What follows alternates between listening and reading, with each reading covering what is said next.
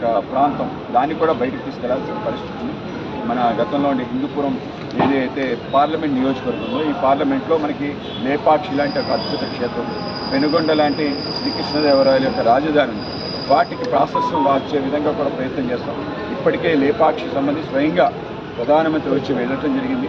దాని చుట్టుపక్కల అనేక కట్టడాలు కట్టారు. మనందరి యొక్క ప్రయత్నంతో ఆ కట్టడాలు తొలగించాల్సిన అవసరం ఉంది.